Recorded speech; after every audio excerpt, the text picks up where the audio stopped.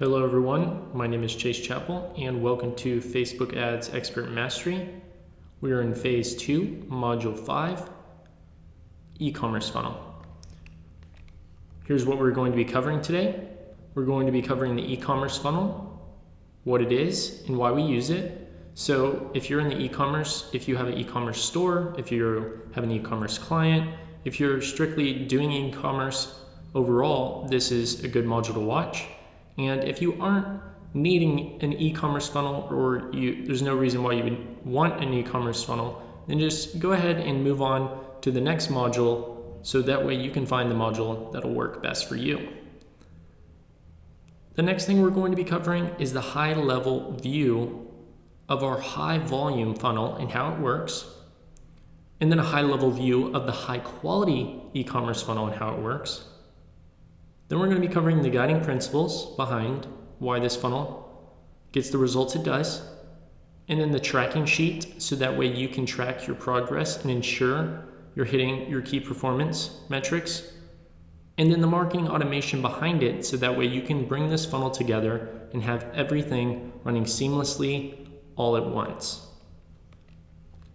So the e-commerce funnel, what it is and why we use it. We use the e-commerce funnel because it's a funnel that we start with if you're in e-commerce, because it's the simplest funnel, most easily measured, and it generates the quickest results with the least amount of time, effort, tech, and cost. And objective number one is high volume. Your first objective with paid advertising is to generate a sufficient volume of page views, content views, leads, add to carts, and purchases. And then number two objective is high quality. That's our objective number two. And once we've gotten your ads and funnel tuned and producing a sufficient volume, your priority should change and quality will need to become more important to you than high volume, because you'll have the data to start targeting higher quality customers that not only convert faster, but more frequently and often. So you'll start with this e-commerce funnel, the high volume, because it's simple and quickly generates volume so you can get all the data points you'll need to eventually start optimizing for quality. And this funnel builds up data quickly for pixel events, names, emails, best-selling products, conversion rates, and audiences. So here's our e-commerce funnel high volume and how it works. We have the Facebook ads. Those get driven to the landing page. And what makes this funnel different in the high volume is this specific part. It's where people go to the collection/shop or /catalog page. This is basically not an actual products page, but where all of your products are on one page. And the reason for that is because in the beginning, unless you know what your best-selling product is, you're going to start with this funnel. So if you don't have a best-selling product and you don't know which product gets the most purchases, you don't know which product converts the most, and you don't know which product everyone loves and always buys more than others, then you're going to start with this high-volume funnel, because you're going to drive people from the Facebook ads to a page where all of your products are housed, all on one page, so that way you can then find out which products are people clicking on and going to the product page for. You want to find out where are the most people clicking on a product and then going to checkout and then becoming a customer. So let's go ahead and look at what this looks like. We're going to use Brikerhide for an example. And Brikerhide is simply a wallet company, a men's wallet company. They just specialize in leather wallets and they get a ton of sales with this funnel. And let's go ahead and check it out. So we're on the actual collection page. So like if you have a shop page or anything that shows all of the products in one single view, that's the initial page you're going to want to start with if you don't know which one's the best-selling product yet.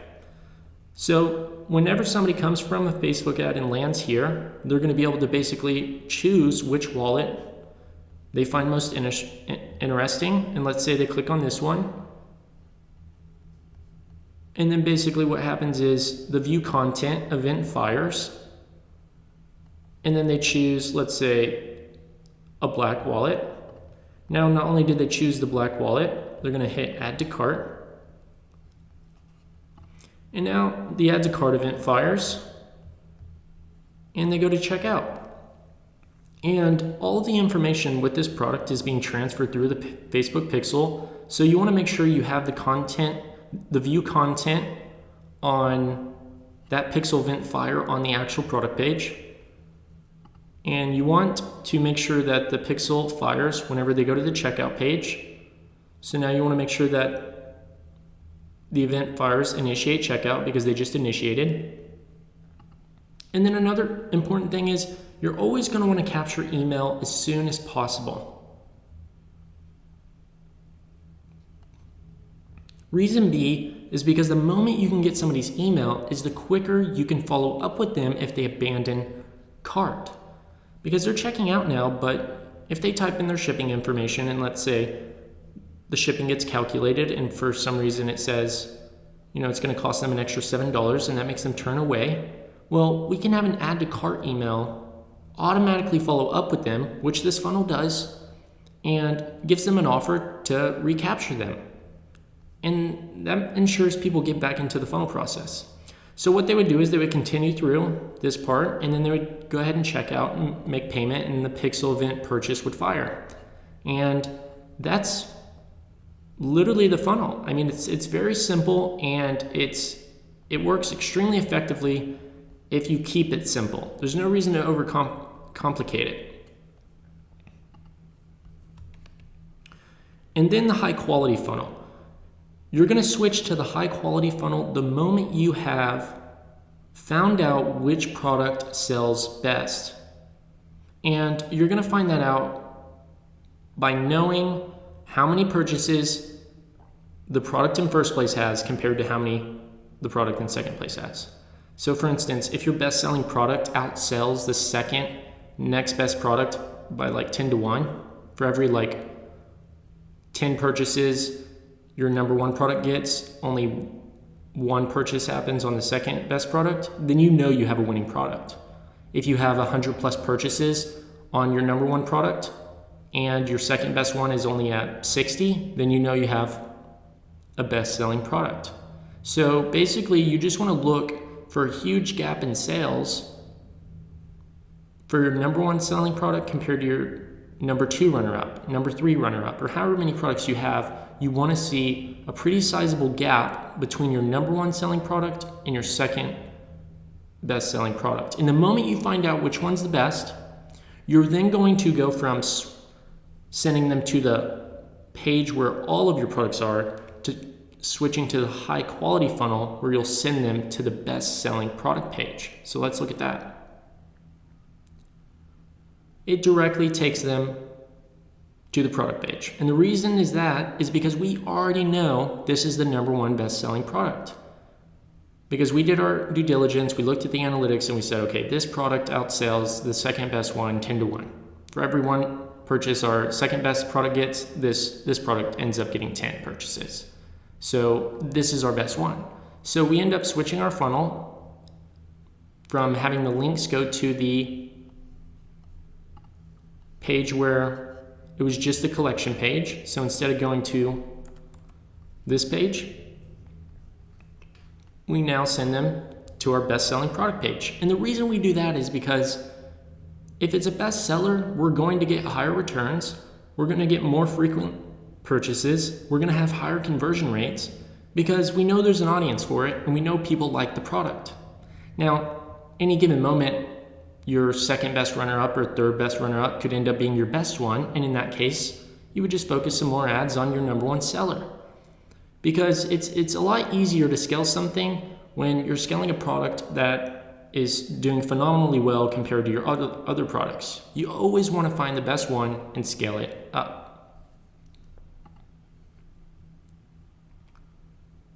So let's look at the e-commerce funnel math. What makes this thing tick? What are the conversion rates behind it? How do you know it's successful? What are the key indicators and guiding principles we need to look at in order to ensure our e-commerce funnel is having success? Well, if you remember in week 1, we talked about the guiding principles. It is one of the very first modules that you watched. And the guiding principle we discussed was really the thing that takes the ad account and all of our metrics, and what guides us all the way there is our return on ad spend. Because if we're not getting a return on our investment and not getting a return on the money we spend on our Facebook ads, there's really not a very good reason why we keep running our Facebook ads. So like the number one thing we're striving for is to get a return so that way we can remain profitable and start getting some consistent results to scale up. And so our guiding principle is our return on ad spend. So basically we want to spend at least $1 and make $1 to $2 back. We want to ensure for every dollar we spend, we at least make more than $1 back. Because in that case, we know we can get this thing moving in the right direction. We don't want to pay $1 and lose $1. We rather spend $1 and make $2 because then we have a proof of concept. So what you're going to do is you're going to download the funnel tracking sheet. And I'm going to walk you through this on how we're going to use this e-commerce funnel tracking sheet.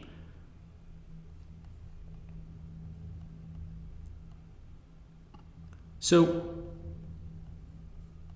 here's the e-commerce funnel tracking sheet, and everything that we cover in here is written out in steps. So the first step we're going to do is we're going to define our monthly marketing spend. And you'll probably notice, just like in week 1, our metrics high and low point worksheet, it's actually inside of this here. So you actually only have to copy all the numbers you did in the very first worksheet in week 1 and just paste them into this. It's that simple. So I'm going to go ahead and do ours, for example, for Riker Hide. So $34.99. How much does your product or service cost? We're going to go ahead and go with this one because we know this is our best selling product. So we're going to use that as a key metric that's going to help us do the math on this. So how much does your product cost? We're going to put $34.99 because it's $34.99. And then our monthly marketing spend, we're going to say it's $1,000. And then what is our desired return on ad spend? Well, if we get a 3x, that would be pretty satisfying, because if we're spending $1 and making $3 back, that's definitely enough to pay for the cost of the product and to have some profits in there after the ad spend. And the minimum return on ad spend we're willing to go down to. We are actually willing to break even on the ad spend, because even though we might break even on the actual ad spend, where we spend $1 and only make $1 back, that's fine with us in this case, because we know that with incremental ad spend, and even though we're breaking even, there's going to be people who buy this product and then refer their friends or tell people about it, and that alone is going to end up having a bigger return already. And we know this because we've been doing this for a while. So historically, anytime we get purchases, there's always growth in sales even outside of the Facebook ads, because more people hear about the product. And so we value, as long as we break even, we're still good. The next thing we're going to do is we're going to look at these numbers. So basically, if we want to get a 3x, we put that here, a 3x return on ad spend. It calculated these numbers for us. So in order to achieve that, we have to get 86 purchases, and we have to maintain a cost per result of $12 per purchase to make 3,000 in purchase conversions. So to make $3,000 from our 1,000 ad spend, we'll get it to 3x. And that requires us to have 86 purchases for the month and at a cost per purchase average of $12 per purchase. And if we were to break even, we would just need to make sure we get 29 purchases, and our cost per purchase could be, in this case, it would be $34.99, and the purchase conversion value of those 29 purchases would end up being $1,000, and that would break us even because we spent $1,000. So now that we know these are our key performance indicators and our success metrics, we know that our goal This is our desired goal, and in order to hit that, we have our two numbers we know that we need to hit. And so since this is unique to us, you're now able to say, okay, I know the numbers I need to go after. So you start launching your Facebook ads, and what you're going to do next is step 5. Enter in the current month results in the table below to see if you're within KPI, which is, these are the KPIs. So this is October, for example. It could be a different month. Whatever month it is, you're going to start, and whenever you started running your ads, whatever day of the month it is, you're going to enter them in. So let's go ahead and go through this and show you an example. If we go to our ads manager, you're going to go ahead and come to the ads manager, and then you're going to go to create custom report. And in the custom report, we're going to actually build out this entire sheet so that way you can simply copy and paste it here on a daily basis, a weekly basis, or monthly basis to keep track of your KPI so you know where you stand with your results and progress. And so the first thing we're going to do is we need to know the amount spent. So we got to drag this column to the front.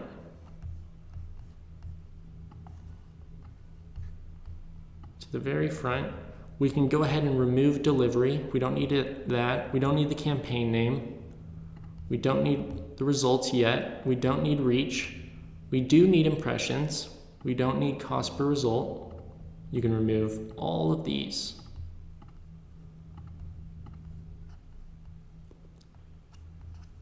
So we have amount spent. We have impressions. Now we need clicks. And just a note, all of these white columns are the columns we need. The gray ones you don't have to touch. Anything that's gray, it has a formula in it. And if it's black, those are naming conventions or also formulas. So the only thing you need to simply type in is only in the white boxes are the areas you'll enter in information. So we have impressions, we have clicks. Now we need landing page views. So we'll go back to our report. We'll type in landing page views. We'll drag that in between link clicks. Then we need content view. Content view is whenever they view the product page. And it's actually going to be unique content view because we want to know unique because that's the individual person who viewed a product. Because if we, in the future, set up retargeting campaigns where we're retargeting anybody who viewed a specific product, we're going to want to set up that campaign knowing that we at least have more than 100, and ideally we'd like more than 300, and it would be great to have more than 1,000 unique content views because that's unique people that we could put in an audience, a custom audience for retargeting. And if we were to just do content views, we wouldn't actually know how many of those are unique because every person could have viewed 2 products. So it's best to use unique in this case for content views only. And then we're going to need add to cart because we want to know how many people added to cart from our ads.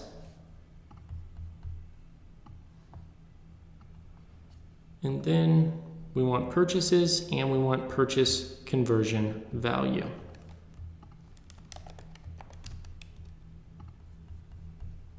Okay, so now that we have this, we're then going to type in day because that is also a column we need. We need to know this by the individual day. And this lets us weigh things on a daily level, and it gives us very specific views into how the performance is actually doing. We know how much we're spending on a day-to-day basis.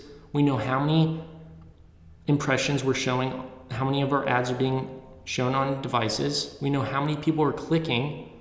We know how many people are viewing the actual landing page once they click on the ad. So out of these 41 people, we know 39 of them viewed a landing page on our site. And out of that 39, we know 36 of them viewed a product. And then out of those 36 who viewed a product, 3 of them added to cart. And out of those 3, nobody purchased. And then if we go to the day 2, we know 5 added to cart and 2 purchased. And you can keep going down and you can actually see this in live time. We know that we spent $34 here and we made $104. So we know that's profitable. These are the things that we're looking for. And so what we're going to do is once we have this table, all we're going to do is simply hit export, and then we're going to do the Excel file raw data. And you're just going to hit export, and it's going to export this month. You'll do this month, so that way you know. Make sure that you have it in ascending order, so it's going up. You want the dates going up as you go down. And then you're going to open up that report, and you're simply just going to copy all of the days, and you could do this on a daily, a weekly, or a monthly basis. It's totally up to you. You're going to hit copy, and then we're going to paste that in here. And when you paste it, go ahead and paste values only.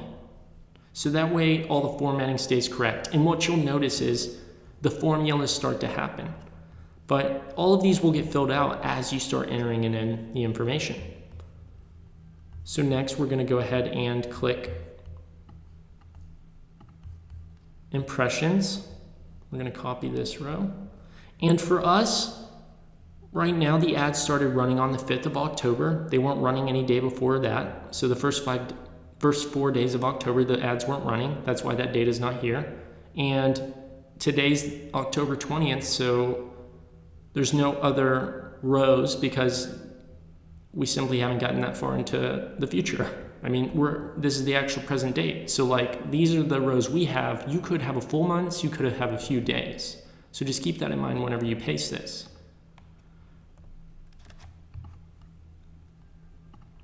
And so what you're going to do is you're just going to keep pasting these as you go down, and this is what it's going to look like after you're finished. So I basically already went through, and this is now what it looks like. So I was just telling you the ads started running on the 5th, and today's the 20th. So here's what the results look like between October 5th and the 20th.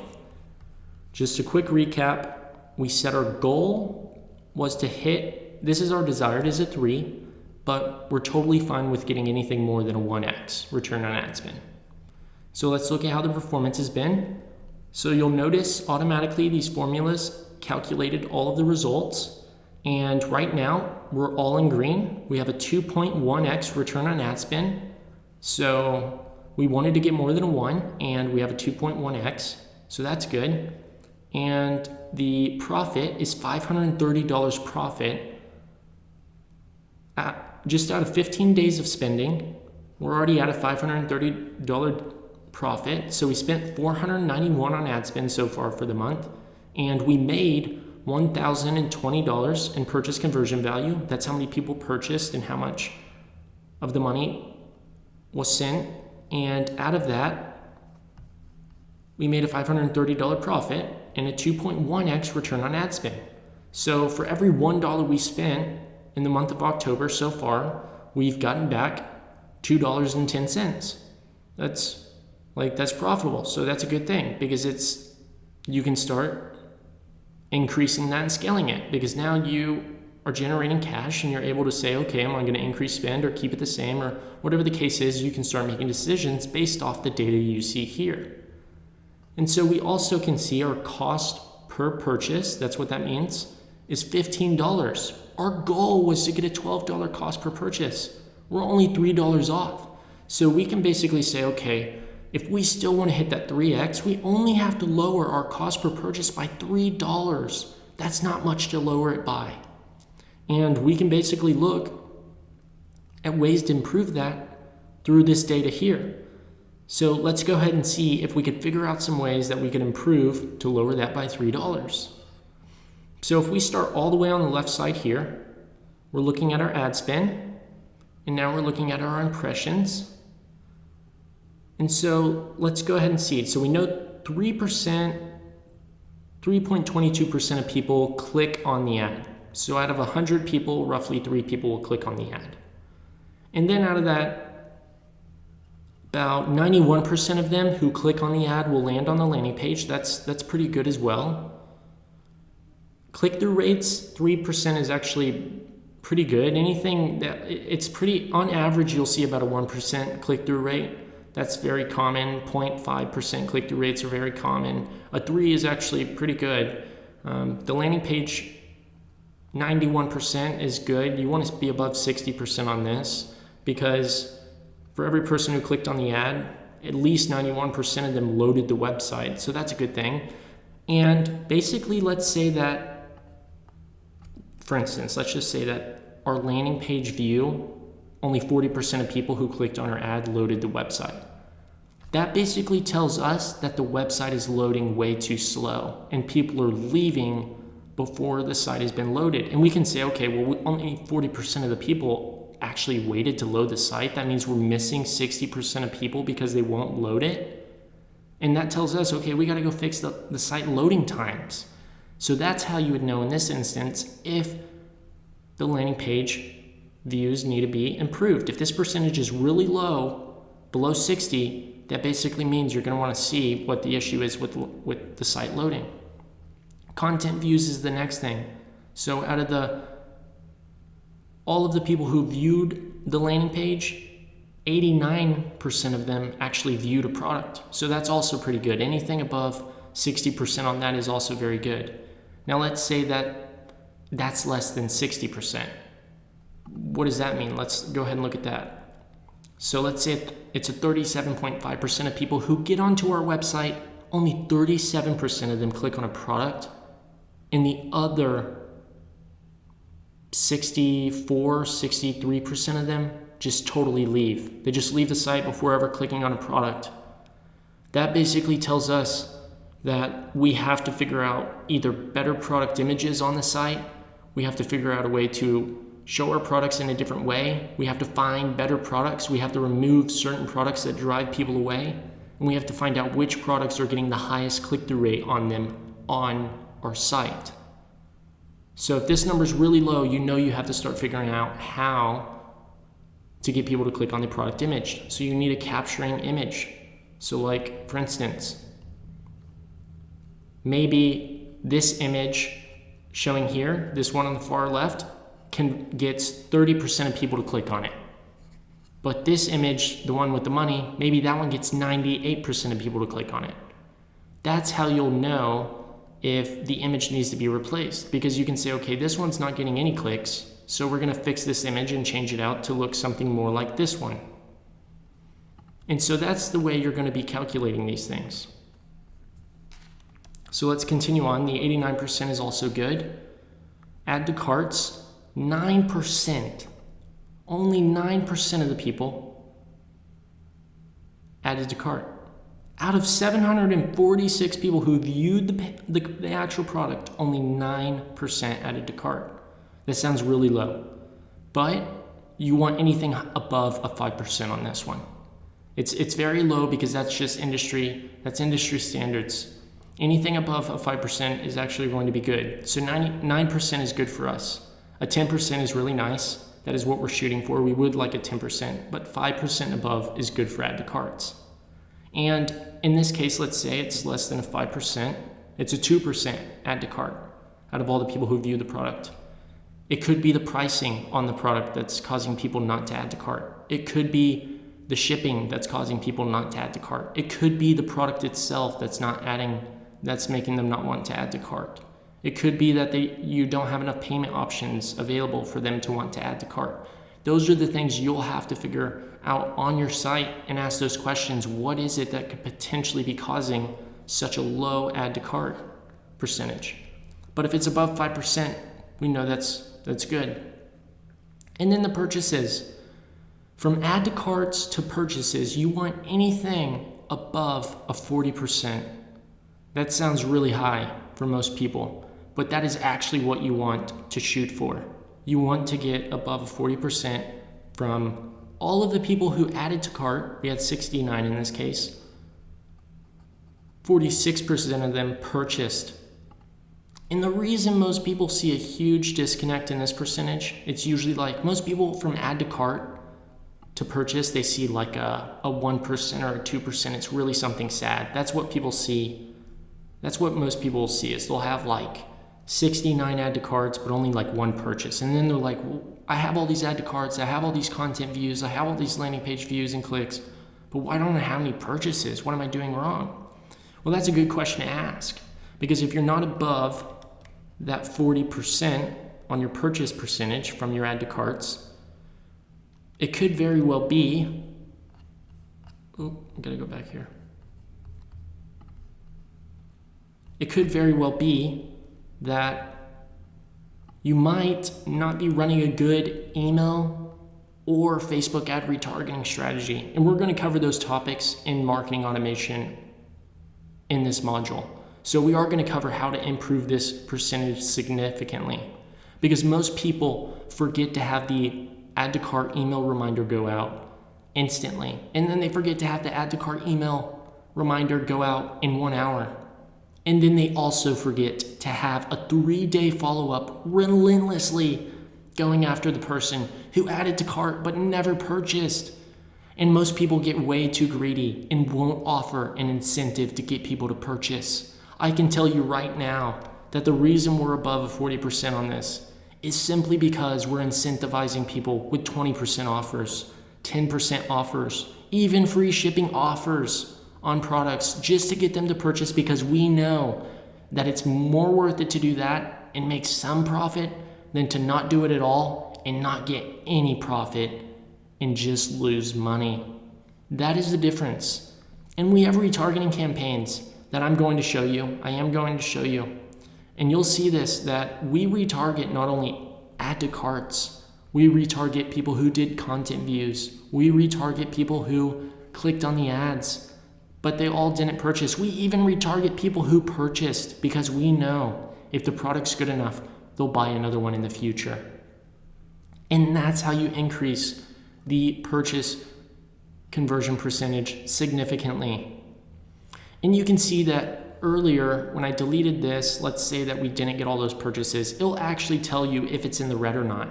So basically we know our cost per purchase is $49. It's higher than our lowest point, and it's higher than what our product cost. So that's basically a good sign to know if these aren't in the green, you're gonna have to make improvements, and you'll be able to see what those percentages are. So out of all these purchases that happened, over $1,000 was generated from the 491 in ad spend, and we got a 2.1x return, and the profit was $530. And some days we lost money. So it looks like on the 16th, there was a loss. There was a loss on the 20th. There was a loss on a Saturday, the 5th. But that's okay, because we had some days that we had a 3.81. We had a 2.95. And we can find out, well, we lost money on a Tuesday. Let's see what this day is. We lost money on a Wednesday, we lost money on a Sunday, so it doesn't seem like there's any pattern here, but sometimes you'll notice there might be patterns on specific days where you lose money, and that provides you with insights on changes to make with your ads. So just to recap this, you're going to go through these steps and then do step 5, which is enter in all this data. You can do it on a daily basis, a weekly basis, or monthly basis, but this is how you know you're within KPI.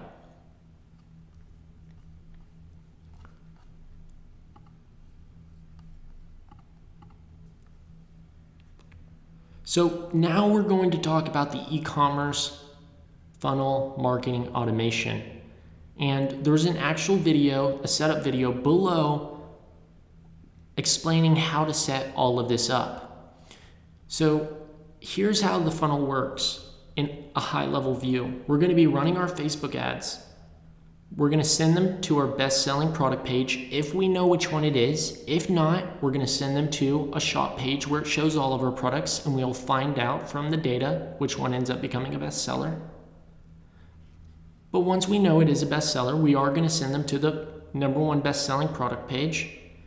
We're then going to add a tag in the email. We're going to add a tag in their email stating this person viewed this product. We'll add a tag.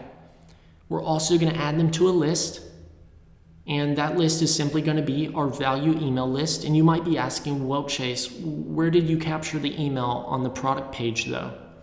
Well, there was a pop-up form that shows up on the actual page. After a few seconds, it pops up and offers them either free shipping, VIP access membership, or 25% off on their next purchase. And people will submit their email, and when they do, they get sent that special email offer, which ends up enticing them to go make a purchase, and most people will add to cart because of that. So we're moving them forward in the funnel. At this point, we've already gotten them to this stage. And then not only that, people who are getting that special offer, if they get sent to the add to cart page, we're also going to be sending them weekly value emails. This is super important. Weekly value emails to re-engage them. Basically, blog posts showing we're active, talking about the product, not promoting it in a salesy way, just talking about all of the either success stories or reviews or anything that can really highlight why this is such a great product and why they should buy it and why they need that product is what we're going to say in those weekly emails. And then not only that, anybody who viewed the product page, we're going to retarget based off our content view tag from our pixel. So they're automatically going to be put into a retargeting audience, and we're going to be able to retarget them on Facebook, on Instagram, on Messenger, on third-party sites where they're visiting competitors. We're going to be able to retarget them and send them back to add to cart. So that way we can move them forward in this process. And then once they add to cart, and let's say they abandon the cart, they added that product. We finally got them there. They added the product, but they left. We lost them again. We have to re-engage them. We're going to send an immediate add to cart recovery, asking them, hey, you left this product in your cart, not giving them an offer yet. 1 hour later, if they didn't ever go back to checkout, we're then going to send them an add to cart recovery email that gives them a special offer, whether it's free shipping or a percentage off that entices them enough to go check out. And so we'll send those people to the checkout page where they'll then complete their purchase.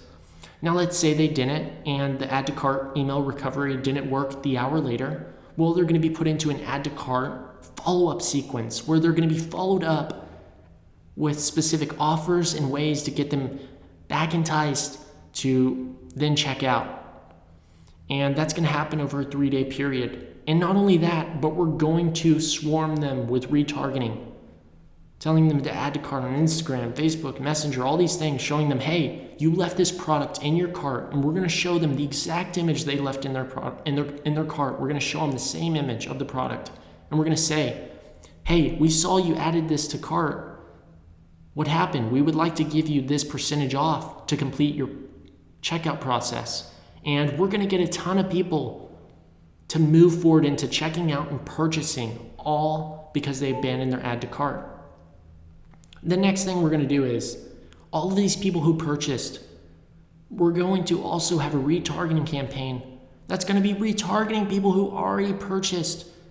Because what ends up happening is, and you're going to see this when I explain this on the setup video, you're going to see that these people, whenever we retarget them that have already purchased, they're going to comment saying, I just received this product today. I love this product. And then they're also going to comment their friends. They're going to tag their friends. And then they might even repurchase that product to send to a friend. Or they might purchase that product because they want another one for themselves. Or they might purchase the product and give it to a coworker. So there's no reason to exclude people in an e-commerce situation specifically. There's no reason to exclude people who've already purchased if they can purchase the product again. Because it might not be for them. They might be getting it for a friend because they like the product they bought already. It could be a gift. All of these things happen, and they leave these comments on the ads, and it adds so much social proof. And most people forget these retargeting campaigns to re-engage people into this funnel, to move them through the process. And they also forget the value emails. They strictly just want to go for the hard close. We are going to do that with the add to cart recovery emails, but we're also going to send weekly value emails to keep people engaged and to build a connection and relationship. All of these things are going to add up, and we're going to move them through this process to make a purchase. So if you haven't already, make sure to watch that e-commerce funnel marketing automation setup video below. So here's what we covered: the e-commerce funnel, what it is and why we use it. We use it because it's very simple. It's nothing too advanced. We can set all of these things up within 1 to 2 days. We can have all these tags and tracking in place. We can pull all these data points, and we're able to input the information from our Facebook ads into a tracking sheet to see what our progress is and to know if we're within our own key performance indicator of our desired return on ad spend. And then we're also going to have a high level, we went through the high level view of our high volume funnel. And our high volume funnel is basically getting as much data points and as much information, names, emails, anything we can to build audiences and gain insights into what products sell best. Because if we have a brand new e-commerce store and we just don't know yet, we have to spend money and send them to a page to find out which product they click on most, which product they convert on most, which product they buy most, so we can find out what our best selling product is. It's imperative. And with the high volume funnel, it might not be as high profit, but it is going to give us the insights that we absolutely need to then focus on high quality. And that's what you'll want to do. You'll want to move towards high quality once you have those data points, because then you can send people to the best selling product page and you'll start to steadily increase your returns. And once you do that, you're going to know how many people are purchasing, and with those purchase audiences you can build high value purchase audiences. And we're going to cover that if you clicked on the video below. And we also went through the guiding principles. And in the guiding principles, we know that the return on ad spend is the driving indicator of this success. As long as we spend $1 and make more than $2 back, we know it's working. And if we're spending $1 and making back $7, unleash hell on it and just scale it up. Because if you're getting big returns, you should be spending much more to scale that up. And then we went through our tracking sheet so you can know the exact metrics, key performance indicators, and results from your Facebook ads, and find out what are the percentages and conversion rates on each separate part of the funnel. People who click on the ad, what are the conversion rates? People who view the page, how many people loaded the site? Do we need to improve the page speed?